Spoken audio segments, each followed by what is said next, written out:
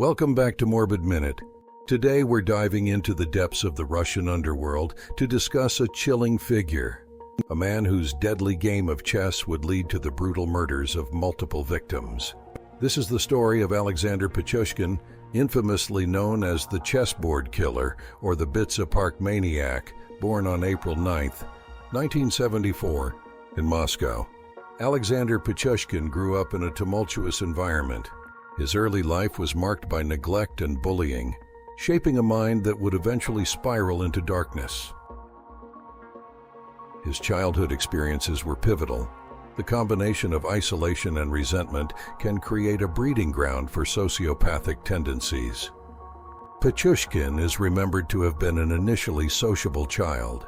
However, this changed following an incident in which Pichushkin fell backwards off a swing, which then struck him in the forehead as it swung back. Experts speculated that this event damaged the frontal cortex of Pichushkin's brain.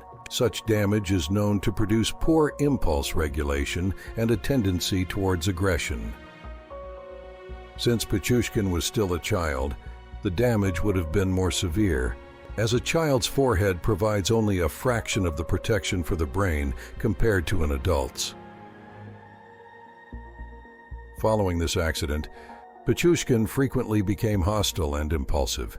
Due to his behavior, Pichushkin's mother decided to transfer him from the mainstream school he had been attending to, one for children with learning disabilities. Prior to this transfer, children from the mainstream school were known to have physically and verbally bullied Pichushkin. This abuse served to intensify Pichushkin's anger. Pichushkin moved into his grandfather's home and was encouraged to pursue intellectual pursuits outside of school. The deepest of these interests was chess.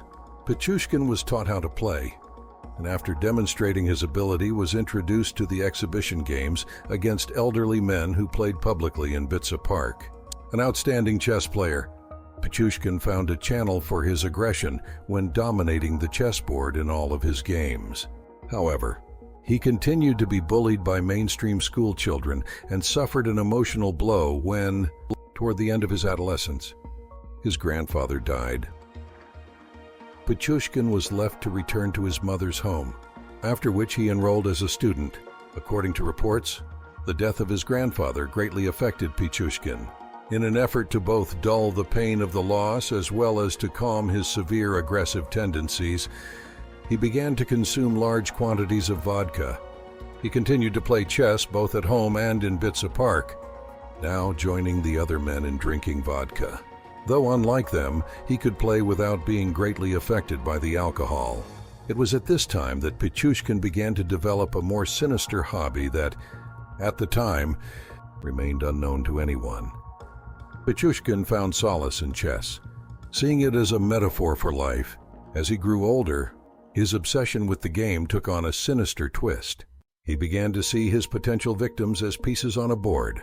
For him, each murder was a calculated move. In the early 2000s, Pichushkin began luring victims to the Bitsa Park in Moscow, where he would strike with brutal efficiency. His preferred method was to bludgeon them with a hammer, leaving a scene that would haunt investigators. He is believed to have killed at least 49 people, and possibly as many as 60.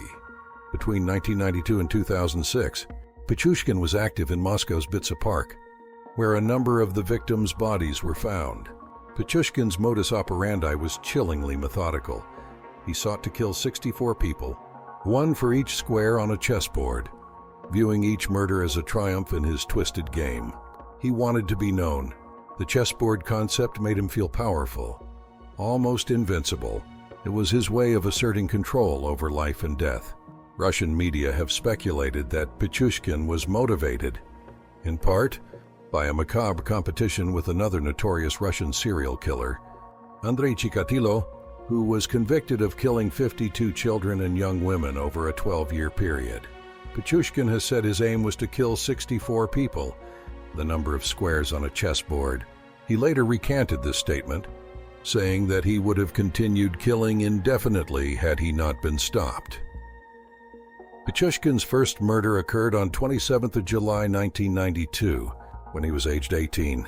Pichushkin arranged to meet his classmate, Mikhail Odichuk, in Bitsa Park to jointly hatch a plan to kill 64 people. However, when they had arrived at the meeting point, Odichuk changed his mind and told Pichushkin that he no longer wanted to take action. Feeling teased by his best friend, Pichushkin strangled him and threw his body in a sewer entrance at Bitsa Park, then returned to his mother's apartment a short distance away. The body was never found. After Odichuk's disappearance, Moscow police opened an investigation. Witness testimony provided to the police stated that Odichuk was last seen with Pichushkin, walking in the direction of the park. Pichushkin was arrested at his mother's home on 30 July and taken to Moscow police station for questioning. When asked about his schedule on the day of Odichuk's disappearance, Pichushkin confirmed having met with Odichuk, but claimed to have left him unharmed in the park. With no evidence tying him to the disappearance, Pichushkin was released. On 17th May 2001, Pichushkin was in Bitsa Park playing chess with a 52-year-old man named Yevgeny Pronin. At the end of their game, Pichushkin invited Pronin to take a walk with him, claiming it was the anniversary of his dog's death and that he wanted to visit the grave in Bitsa Park.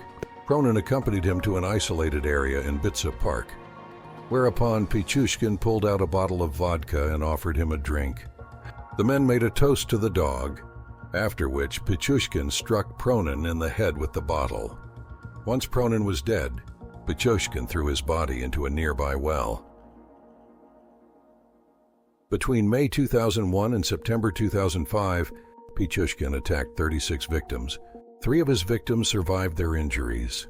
Pichushkin would approach his victim in Bitsa Park, the vast majority of them elderly homeless people, and would offer to share a drink of vodka, and then kill them, typically by striking the back of their skull with a hammer or a bottle, although he was also alleged to have pushed his victims into the sewage canal to drown.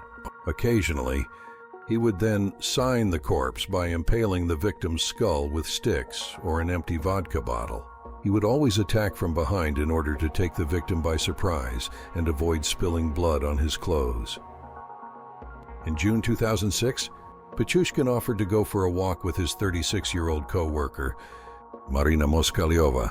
Though she was reportedly suspicious of him, Moskalyova agreed to go. Before she left, she wrote a note to her son letting him know she was with Pichushkin and left his phone number. Pichushkin was aware of the note, but was undeterred. Moskalyova's body was discovered in Bitsa Park on 14th June 2006. Complete with Pichushkin's trademark injuries, a Moscow metro ticket found in her possession led authorities to review surveillance tape footage from the metro system, where she was filmed just hours before her death, walking on a platform accompanied by Pichushkin, and his reign of terror came to an end shortly after. Once apprehended, Pichushkin led police officers to the scenes of many of his crimes in Bitsa Park and demonstrated a keen recollection of how the murders were committed. He was filmed reenacting his crimes in great detail, a process which is a regular part of Russian criminal investigation. Although one of his victims did survive this ordeal, Pichushkin claimed that deciding whether his victims should live or die made him feel like God. In all cases, I killed for only one reason. I killed in order to live. For me, life without murder is like life without food for you.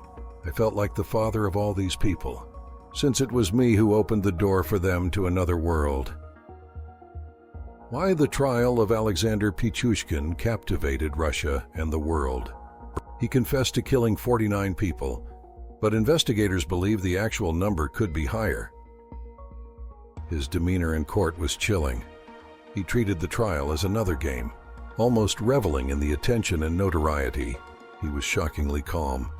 He even expressed pride in his actions, as if he had achieved something monumental. Pichushkin was convicted on 24th of October 2007 of 49 murders and 3 attempted murders. He asked a Russian court to add an additional 11 victims to his body count, bringing his claimed death toll to 60 and 3 surviving victims. During his trial, Pichushkin was housed in a glass cage for his own protection.